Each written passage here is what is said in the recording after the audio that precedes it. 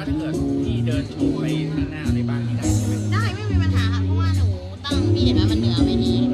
งั้นพี่เดินผ่านไปผ่านมาได้ได้ไม่มีปัญหาค่ะมันเป็นบรรยากาศถ่ายได้เลยค่ะ thank you ครับตกใจ ขอบใจอีกจริงไหมคะ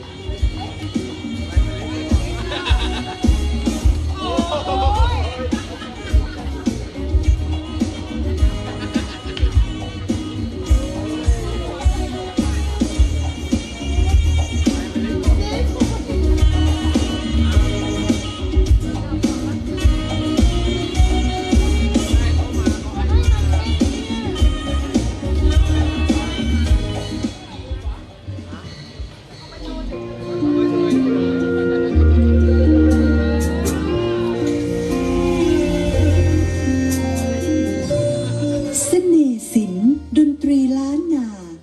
สัมผัสงานศิลป์และดนตรีสะท้อนอัตลักษณ์ล้านนา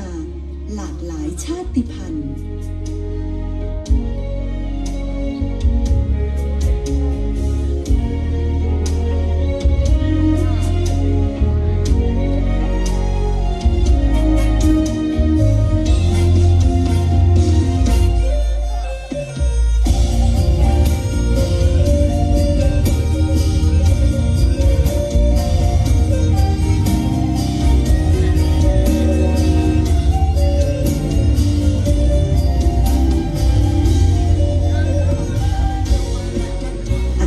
ดนตรีและศิลปะล้านนา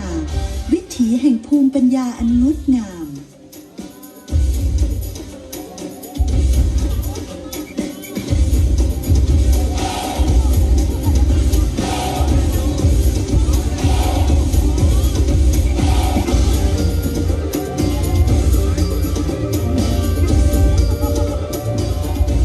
มนต์เสน่ห์แห่งอาภรณ์สะท้อนเอกลักษณ์อันวิจิตร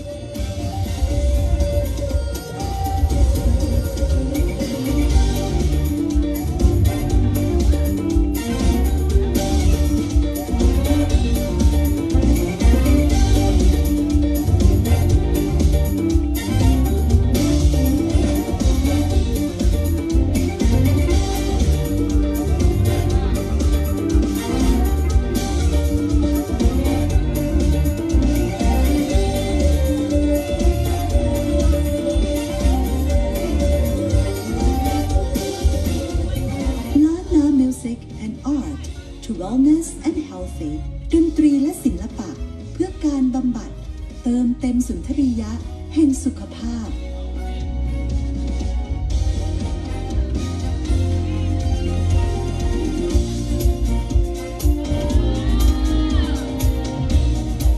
ล้านนา Soft Power Music and Art เสน่ห์ล้านนาก้องไกลสู่สายตาโลก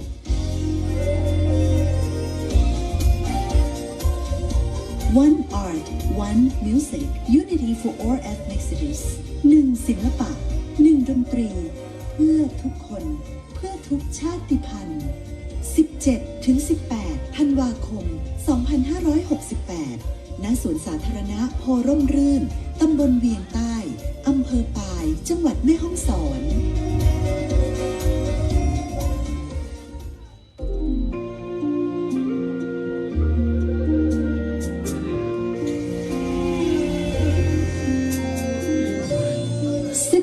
ศิลป์ดนตรีล้านนาสัมผัสงานศิลป์และดนตรีสะท้อนอัตลักษณ์ล้านนาหลากหลายชาติพันธุ์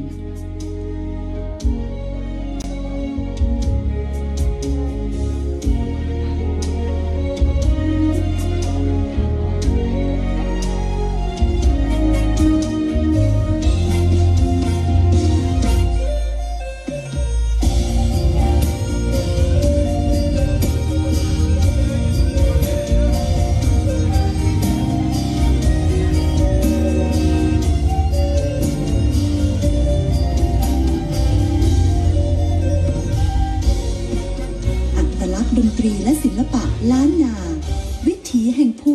อันงดงาม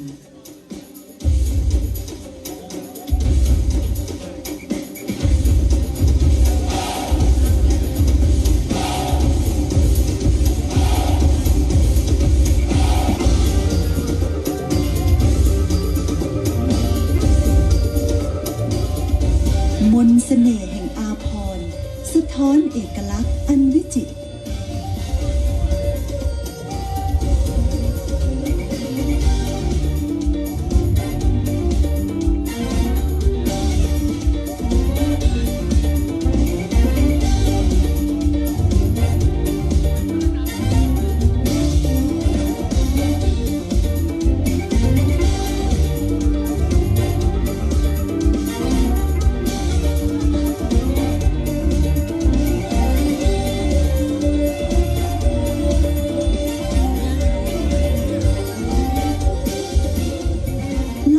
Music and Art to Wellness and Healthy ดนตรีและศิลปะเพื่อการบำบัดเติมเต็มสุนทรียะแห่งสุขภาพ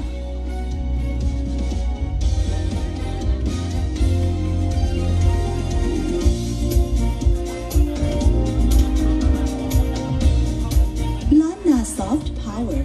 Music and Art เสน่ห์ล้านนาก้องไกลสู่สายตาโลก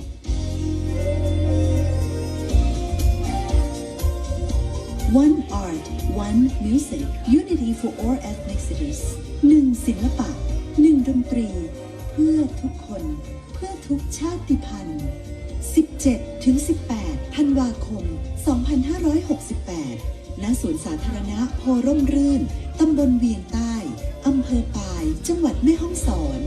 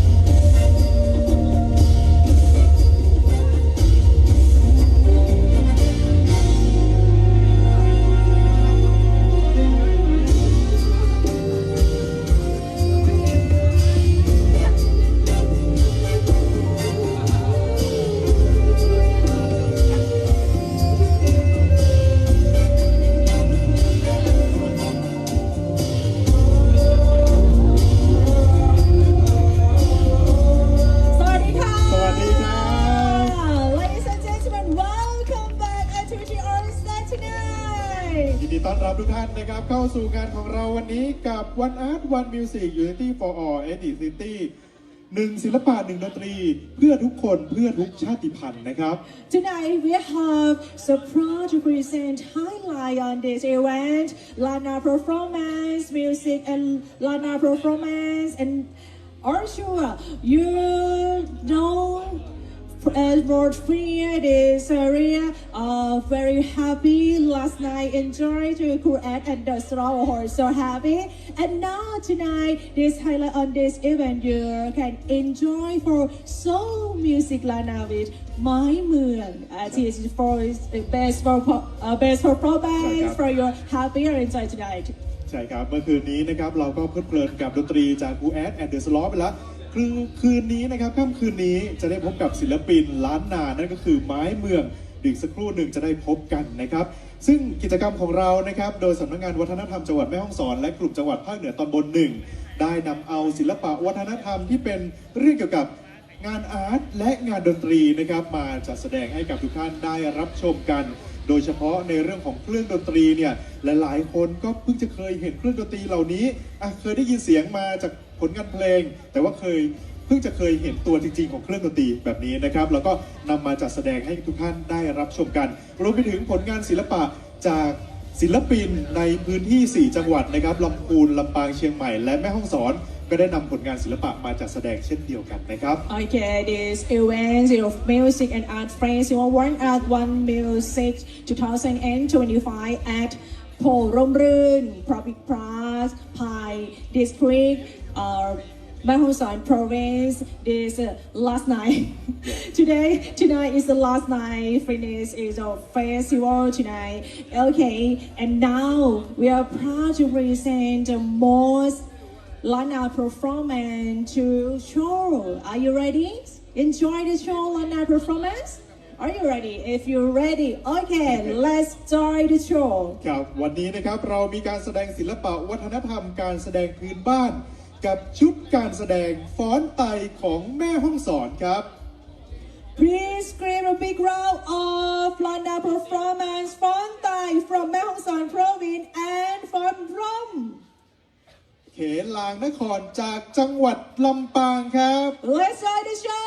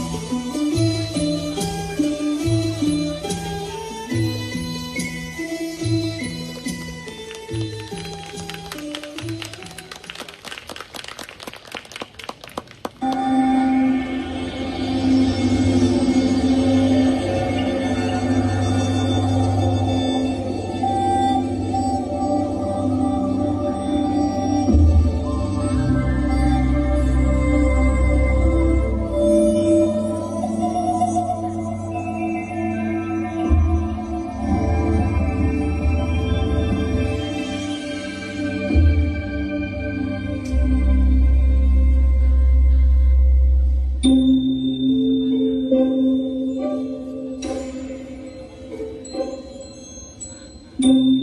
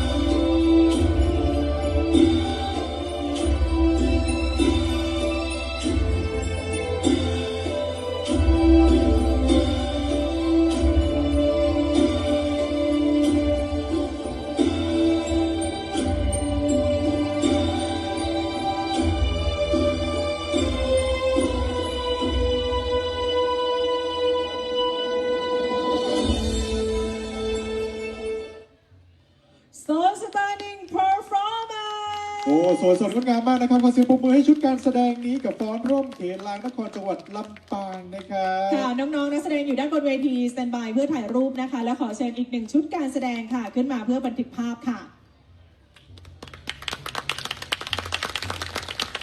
เชิญเลยนะครับน้องๆสวยสดงดงามเลยทีเดียวนะครับแต่ว่าการแสดงศิลปะวัฒนธรรม และการแสดงพื้นบ้านเนี่ยเรายังมีอีกหลายชุดการแสดงให้กับทุกท่านได้รับชมกันในค่ำคืนนี้นะครับ Ladies and gentlemen, next activity on stage, more highlight performance on stage for your happy on this event. And next, you know, artist from Lampang Province, Mr. เอกตะเกียง เดี๋ยววันนี้จะได้มอบ FC เอกตะเกียง Put your hands up, put your hands up ได้ยินเสียงอยู่ตะกี้ได้ยินเสียงอยู่นะครับ โอเค เดี๋ยวอีกสักครู่หนึ่งนะครับจะได้พบกับศิลปินจากจังหวัดลำปางนะครับ ซึ่งการแสดงของเรามีชุดการแสดงจากกลุ่มจังหวัดภาคเหนือตอนบนหนึ่งเมื่อสักครู่นี้ผ่านไป2จังหวัดและกับแม่ฮ่องสอนและลำปางนะครับแน่นอนว่ายังเหลืออีก2จังหวัดอุบไว้ก่อนว่าจะเป็นอะไรนะ This highlight, the first highlight to province north of Thailand, Lampang and Mae Hong Son province is a showcase of Lana performance, the charming artist and music. Okay, Mr. Ek Takiek, are you ready? FC Ek Takiek, are you ready? If you're ready, welcome, enjoy it. Ek Takiek showcase on stage music video concert.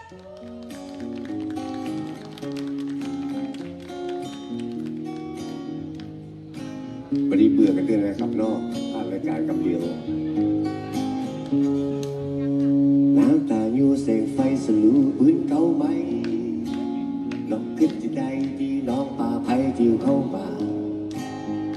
อายกับคนน้องกับคนเหมือนโดนตบหน้าอันน้องว่ามากูว่าใดน้องเบิ่งใจที่น้องได้ไปอยู่กับเขาลืมฮักของเขาให้สู้กับเขาบ่ได้กายินดีตัวให้มันบ่รวยสักตั้งนานถ้าน้องปิ๊กมาไอ้ถ้ายืนรอฮักของลูกหัวใจมันเก็บพักไว้ที่อกไหล่ซ้ายไอ้เป็นลูกหัวใจฮักของลูกหัวใจบ่เคยขึ้นให้มันผ่านไปเบินไปก็ยังบ่ลืมเป็นลูกพ่อใจคือลูกพ่อใจน้ำตาไหลก็ยังยิ้มได้บ่ฝืนเป็นลูกพ่อใจคือลูกพ่อใจน้ำตาไหลสามกำสุดท้ายลูกพ่อใจดื่มในน้ำบ่ไหลจิ้วปืนยามค่ำคืนคิดถึงวันซื่นที่ผ่านมาตามตะกี้ห้อยตรงระเบียงเฝ้ารอท่าหวังน้องปิ๊กมาไอ้ถ้ายืนรอ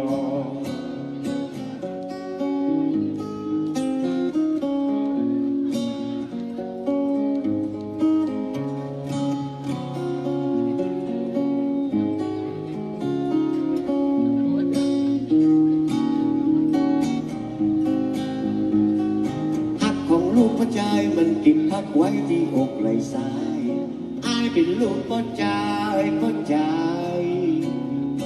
ฮักของลูกพ่อใจบ่เคยขึ้นให้มันผ่านไป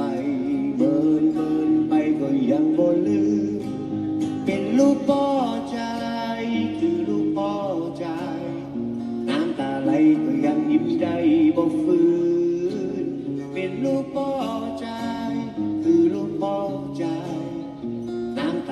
สามกำสุดท้ายลูกพ่อใจน้ำตาไหลสามกำสุดท้ายลูกพ่อใจน้ำตาไหลสามกำสุดท้ายลูกพ่อใจลูกพ่อใจนะครับผลงานของเอกตะเกียงแล้วผมเองนะครับฝากกันสัก3-4 เพลงแล้วก่อนดีจะได้ประกวดไม่ใช่ประกวดแฟชั่นโชว์นะครับแล้วก็ไม้มือคืนนี้มาแล้วแน่นอนนะครับ เพลงกับผมกันสักเพลงหนึ่งอันนี้เพลงผมเองเขียนเกี่ยวกับคนทั่วไปประเทศตัวผมนะครับเพลงนี้นะครับชื่อเพลงว่าวอกนักฮักแท้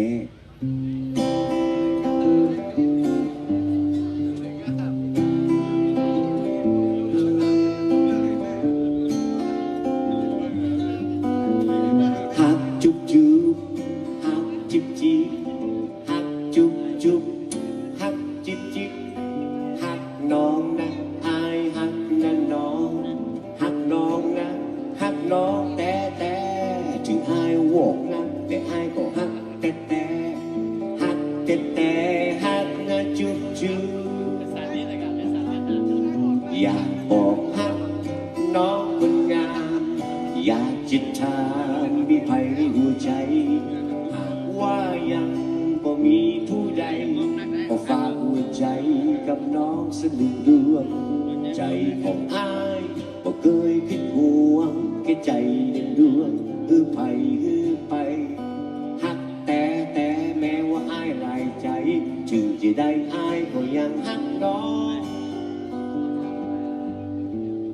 ฮักจุ๊บจุ๊บฮักจิบจิบฮักจุ๊บจุ๊บฮักจิบจิบฮักน้องนะอายฮักนั่นน้องฮักน้องนะฮักน้องแต่ถึงอายวอกนักแต่อายก็ฮักแต่ฮักฮักนะจุ๊บจุ๊บถึงอายวอกนักแต่อายก็ฮักแต่ก็เคยเปลี่ยนแปลงฮักน้องหน้ามนเขาว่าอายหูดีกับผู้คนไอ้ถึงประสนเพราะว่าอายคนหลายใจฮักแต่ก็ได้เดียวไหลไม่เคยได้อายหือผู้คนถือวอกนะแต่บ่หลอกหน้ามนเพราะอายเป็นคนวอกนะฮักแต่ฮักจุ๊บจุ๊บฮักจิบจิบฮักจุ๊บจุ๊บฮักจิบจิบฮักน้องนะอายฮักนั่นน้องฮักน้องนะฮักน้องแต่ถึงอายวอกนะแต่อายก็ฮักแต่ฮักแต่ฮักนะจุ๊บจุ๊บ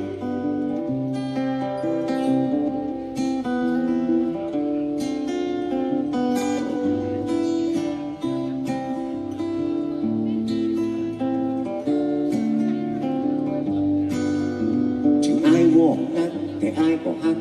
แต่ก็เคยเปลี่ยนแปลงฮักน้องหน้ามนเขาว่าอายหูจีกับทุกคนไอ้จึงมาสนเพราะว่าอายคนหลายใจฮักแต่ก็ได้เลวไหลให้ได้อายหือผู้คนถึงวอกนักแต่บ่หลอกหน้ามนเพราะอายเป็นคนวอกนักฮักแต่ฮักจุ๊บจุ๊บฮักจิบจิบฮักจุ๊บจุ๊บฮักจิบจิบฮักน้องนะอายฮักนั่นน้องฮักน้องนะฮักน้องแต่ถึงอายวอกนะแต่อายก็ฮักแต่ฮักแต่ฮักนะจุ๊บจุ๊บ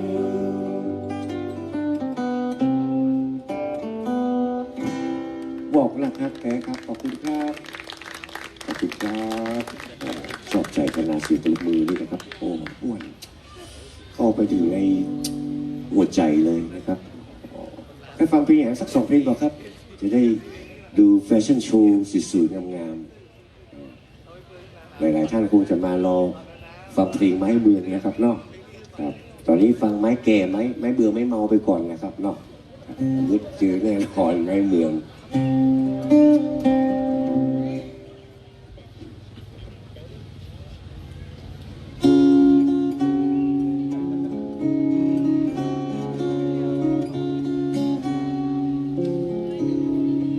ฟังเพลงของน้องชายสักเพลง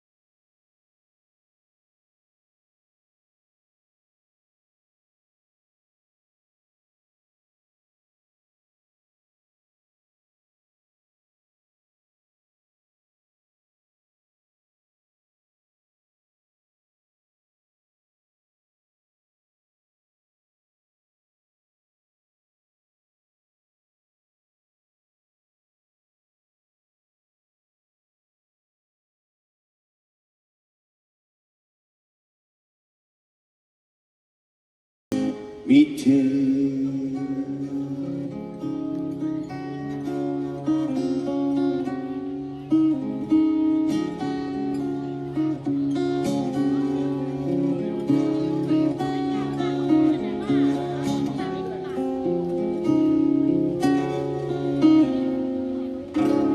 ลึกสุดใจครับขอบคุณครับขอบคุณมากครับเพลงนี้นะครับเพลงนี้เพิ่นบอกว่าใครที่มีแฟนเนี่ยถ้าสมมุติบอกว่าถามว่ารักตั้งใดห่วงตั้งใดจะบอกว่าหลายๆคนก็บอกว่ารักคุณเท่าฟ้านะครับแต่เพลงนี้เพิ่นบอกว่ารักคุณห่วงคุณเท่ากับระยะทางไปกับของดวงจันทร์โอ้โหซึ้งก่อนขอสักแก้วเราเนี่ย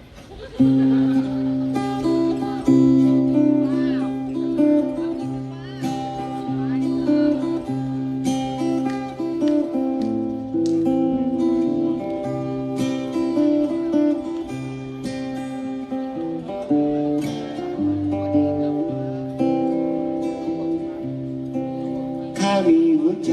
ส่งให้ไปเมื่อไรได้รับได้ยินยิงครับที่รักได้ยินหรือเปล่า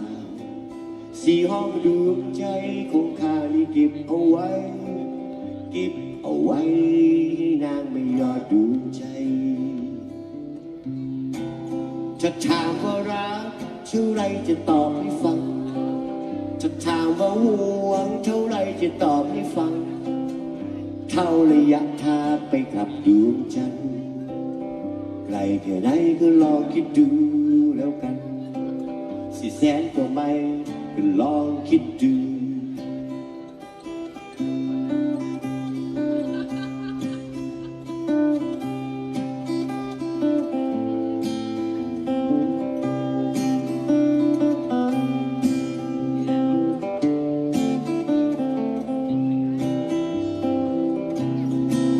ถ้าถามว่ารัก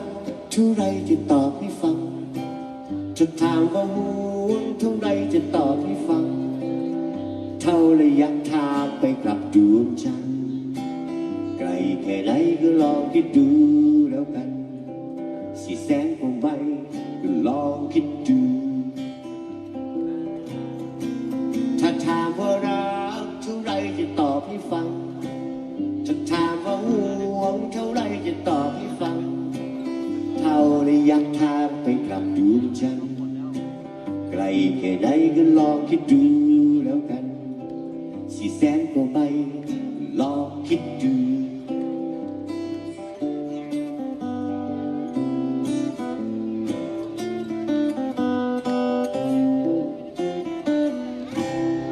ถ้ารักเองเท่าระยะทางไปกับดวงจันทร์นะครับขอบคุณครับถ้าเป็นผมนี่จะมาไปกับดวงอาทิตย์เลยนะครับเดี๋ยวพบกันมารอบกับวงเอตกีกับแอนบราเธอร์นะครับหรือเต็มวงละนะครับเนาะเดี๋ยวรับชมการแสดงกันเรื่อยๆนะครับขอเสียงปรบมือนะครับ ครับขอเสียงปรบมือให้กับคุณเอกตะ Please เกี give a ย big งครับ round. So thank you very much. He come back again tonight with เอกตะเกียง with brother. Brother, yeah. เดี๋ยวมาอีกรอบหนึ่งนะครับกับคุณเอกตะเกียง แต่ว่าจะมาเต็มวงนะครับอีกรอบหนึ่งก่อนที่ไปพบกับการแสดงของน้องๆเยาวชนนะครับ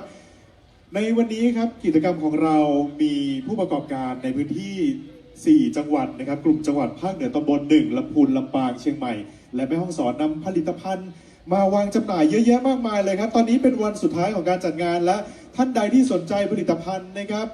ไปเลือกชมเลือกซื้อกันได้เลยตอนนี้ทั้งลดแลกแจกแถมลดราคากันสุดฤทธิ์เลยนะครับท่านใดที่สนใจเกี่ยวกับผลิตภัณฑ์ไม่ว่าจะเป็นผลิตภัณฑ์ชุมชนผลิตภัณฑ์เพื่อสุขภาพอาหารเครื่องดื่มรวมไปถึงกาแฟก็มีเช่นเดียวกันนะครับ Okay, ladies and gentlemen, tonight is the last night for our festival music and art. Before we move on, don't forget to check our location. Wisdom Products, Seaport Products, O-Top Products with an amazing deal today, amazing deal. And product with amazing deal. Grab your favorite now before our grand fashion show, before our Lana fashion show performance on stage. ครับผมให้กำลังใจผู้ประกอบการแล้วก็ร่วมอุดหนุนกันได้นะครับและค่ำคืนนี้ครับมีการแสดงศิลปะวัฒนธรรมการแสดงพื้นบ้าน วันนี้เรามีอีก2ชุดการแสดงให้กับทุกท่านได้รับชมกันนะครับถ้าพร้อมแล้วขอเชิญรับชมการแสดงฟ้อนเล็บจากจังหวัดเชียงใหม่และฟ้อนบุปผาตุงแก้วล้านนาลำพูนครับ Ladies and gentlemen, welcome to continue our cultural journey with round 2. Let's win that the iconic fun lap is made of fingernail dance from Chiang Mai province and followed by the fun Bupha Tung Keo Lana from Lampun province. Enjoy the show!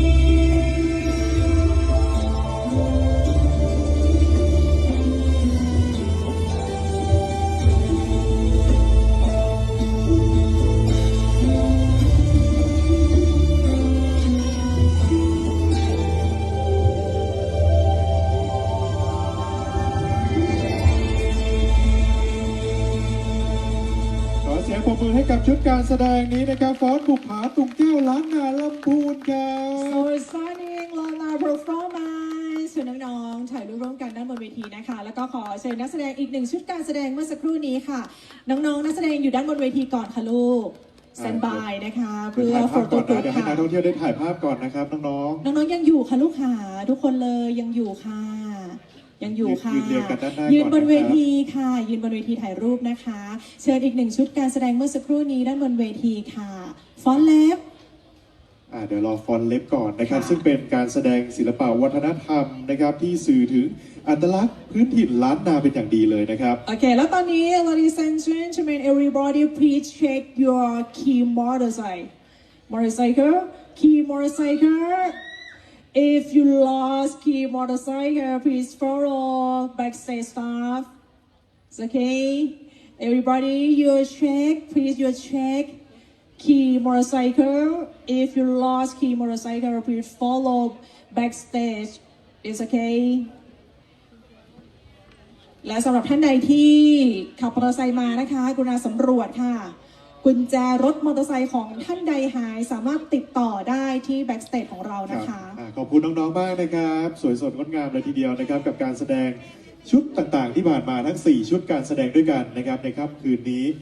กับกิจกรรมของเรา One Art One Music Unity for All Ethnic City 1 ศิลปะ 1 ดนตรี เพื่อทุกคนเพื่อทุกชาติพันธุ์นะครับ Tonight is the last night One Art One Music Unity for All Ethnicity 2025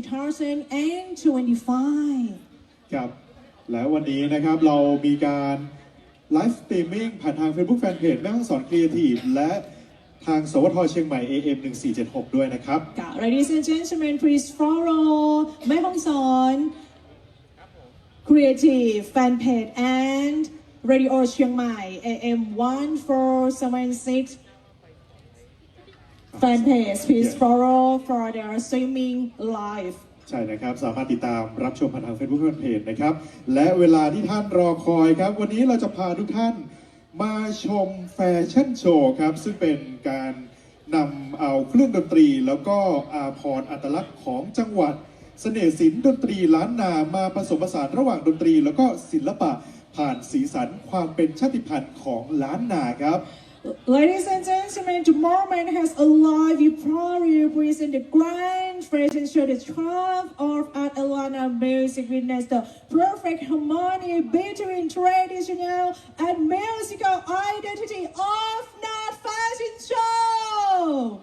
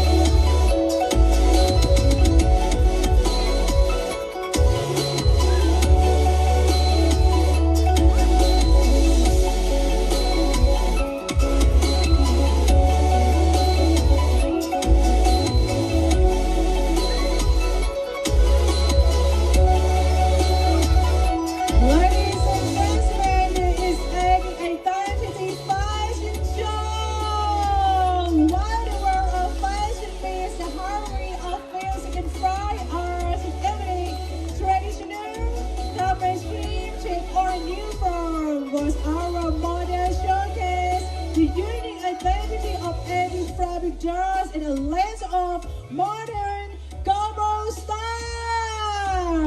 และทุกท่านรับชมอยู่นี้นะครับเป็นแฟชั่นโชว์เครื่องดนตรีและอาภรณ์อัตลักษณ์จังหวัดเสน่ห์ศิลป์ดนตรีล้านนาครับมีการผสมผสานระหว่างชุดกลุ่มพี่น้องชาติพันธุ์นะครับไม่ว่าจะเป็นลีซู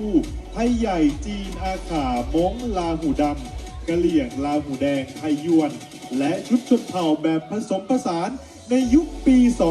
2025 รวมไปถึงความเป็นอัตลักษณ์ของล้านนากลุ่มจังหวัดภาคเหนือตอนบนหนึ่งด้วยครับ This is a highlight on this event tonight. Hope you enjoy and happy for watching fashion show.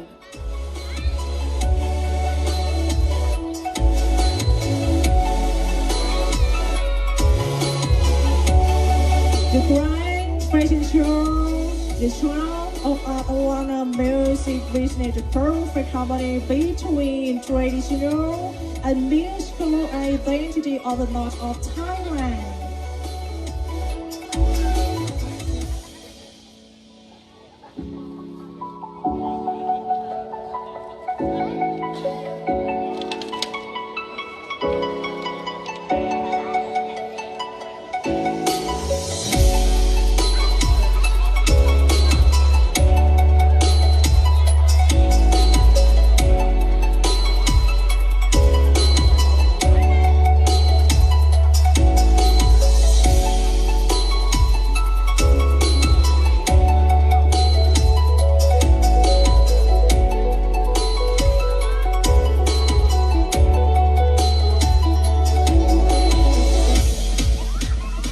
Ladies and gentlemen, please give a big round for Ethnic Fashion Show. และนี่คือชุดแฟชั่นโชว์ที่จะแสดงอัตลักษณ์ความเป็นล้านนาไปสู่สายตาชาวโลกนะครับ So stunning fashion show.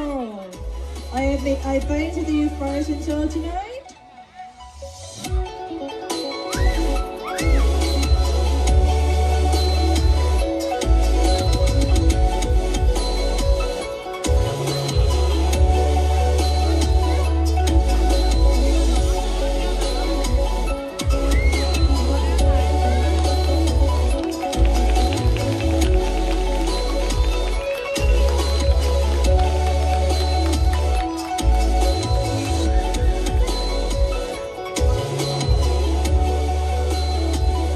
Ladies and gentlemen, please give a big round ขอ again. เสียงปรบมือให้กับชุดการแสดงแฟชั่นโชว์ชุดนี้ด้วยนะครับ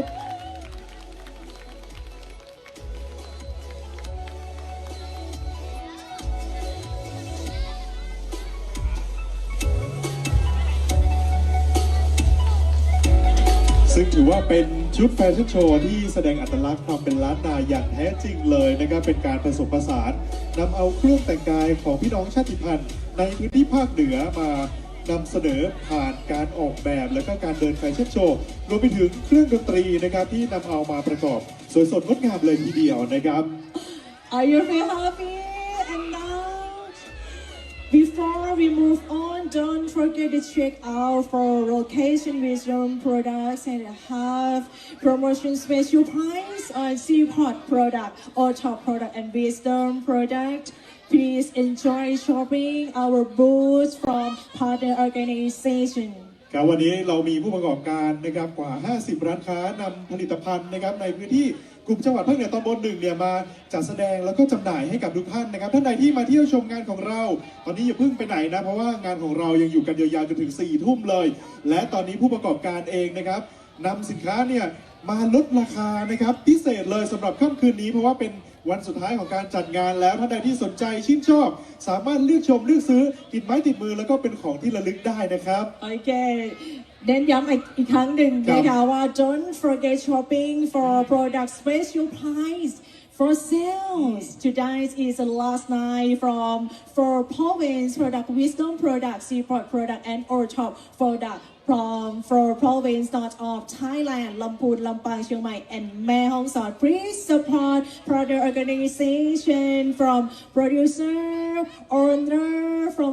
province. ครับกิจกรรมดีๆแบบนี้นะครับโดยสำนักงานวัฒนธรรมจังหวัดแม่ฮ่องสอนร่วมกับกลุ่มจังหวัดภาคเหนือตอนบน1ลำพูนลำปางเชียงใหม่และแม่ฮ่องสอนนะครับ This event is a festival of music and arts organized by Culture Office of Mae Hong Son Province and Upper One North of Thailand. ครับและค่ำคืนนี้ยังมีศิลปินนะครับมาขับกล่อมให้กับทุกท่านได้รับชมแล้วก็รับฟังนะครับในเรื่องของสุนทรียภาพด้านดนตรีครับแน่นอนว่างานของเรามีทั้งงานศิลปะและงานดนตรีนะครับที่จะมอบความสุขความเพลิดเพลินให้กับทุกท่านตลอดระยะเวลาของการจัดงานเนี่ยมีทั้งหมด 3-4 จุดด้วยกันที่ให้นักท่องเที่ยวมีส่วนร่วมแล้วก็รังสรรค์ผลงานศิลปะด้วยนะครับ Before enjoy the mini concert Basic 8 Taekyeong with brother. Okay, you can enjoy for activity on this area. 3 highlight landmarks. First, box of art. You can create your art for free space. And 3 of art. And next, contemporary of art. 3 highlight landmark on this area. ใช่ครับผมก็เปิดพื้นที่นะครับให้ทุกท่านได้ร่วมกิจกรรมแบบฟรีไม่มีค่าใช้จ่ายนะครับสำหรับกิจกรรมของเรากับ One Art One Music นะครับ Unity for All ซึ่งต้องบอกว่าออกแบบมาเพื่อทุกคนทุกกลุ่มทุกชาติพันธุ์เลยนะครับกับกิจกรรมของเราแล้วก็2วันของการจัดงานที่ผ่านมาเรียกได้ว่ามีความสุขกันทุกคนนักท่องเที่ยวรวมไปถึงพี่น้องประชาชนในพื้นที่อำเภอปายด้วยนะครับ ใช่แล้วค่ะค่ำคืนที่ผ่านมาเรามีกิจกรรมพิธีเปิดนะคะอย่างเป็นทางการ last night we have the official opening ceremony One Art One Music Unity for All NACT 2025 last night so happy hey guys last night meeting coming hey last night ใครมาเมื่อคืนบ้าง Where you from India wow so thank you so happy last night and tonight so very happy from Soul Music Lana ใช่ครับผมนอกจากค่ำคืนที่ผ่านมาจะได้สนุกสนานไปกับครูแอดแอนเดอร์สลอแล้วนะครับคืนนี้ก็มีศิลปินล้านนานะครับจะมาขับกล่อมผลงานเพลงให้กับทุกท่านได้เพลิดเพลินเช่นเดียวกันนั่นก็คือไม้เมือง you know ไม้เมือง you know artist very famous artist Lana ไม้เมือง you know FC ไม้เมือง put your hand up FC ไม้เมือง อยู่ไหนครับ say hi wow อดใจรอ what อีกสัก song ครู่ you หนึ่ง know what song อย่าปล่อย What มือ song อย่าปล่อยมือ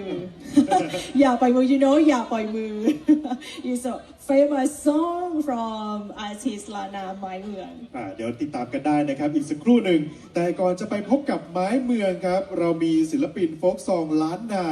ที่จะมาขับกล่อมผลงานเพลงให้กับทุกท่านได้รับชมรับฟังกันเช่นเดียวกันนะครับ Okay are you ready enjoy Lana music performance on stage and the gang and the brother and time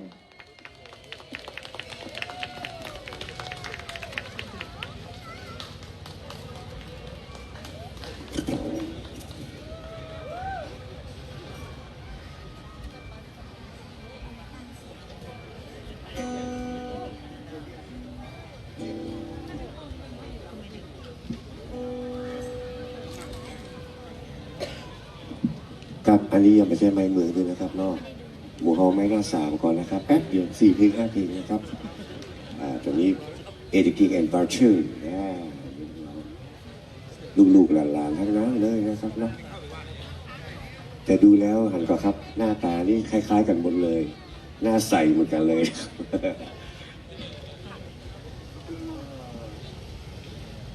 ที่กองเชมปี้ในวันนี้นะครับขอขอบคุณกบนะครับอันนี้ในดนตรีที่ปลายเลยนะครับรู้จักกันก็จัดมือแล้วนะครับม่วนกว่าครับจบไปแล้ว2 เพลงม่วนก็ขอเสียงได้เหรอขอเสียงคนปลายได้เหรอวันนี้กินข้าวแบบกล้ากินดังเอาโหดังๆเอาโหดังๆเหรอโอ้นี่ได้ลมรอแป๊บเดียวนะครับเนาะ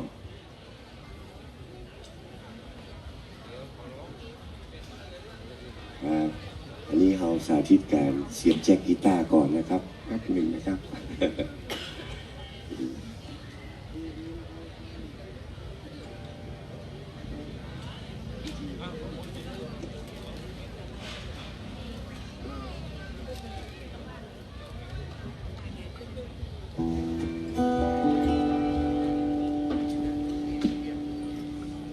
วันนี้มาเดินแฟชั่นโชว์นะครับผม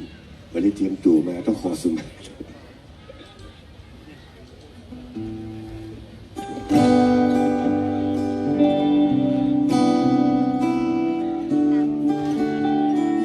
เสียงปรบมือเป็นกำลังใจสักหน่อยครับผม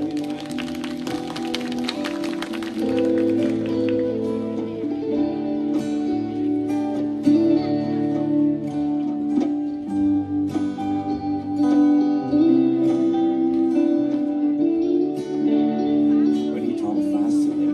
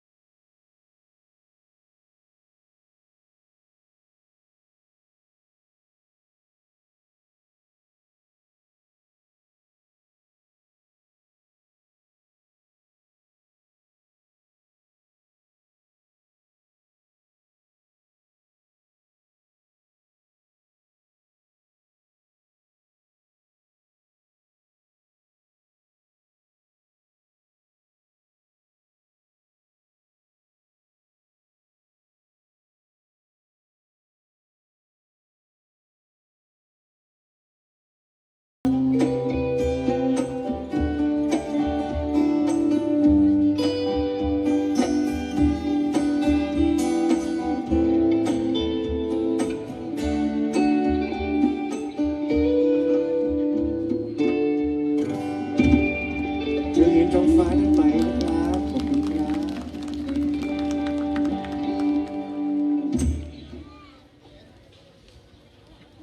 เห็นหมอกควันตั้งหลังเวทีนี่นึกถึงเพลงนี้ขึ้นมาเลยนะครับ ขอสโมกนักๆเลยครับเพื่อมาหันตัวนักดนตรีครับ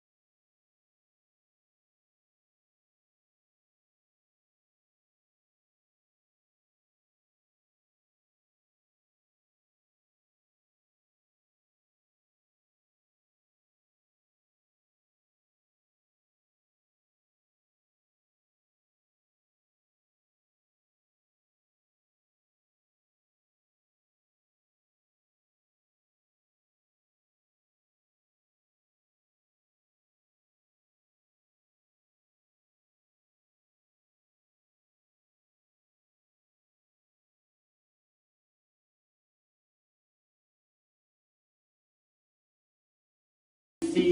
น้ำตาขอบคุณครับรักทุกคนครับ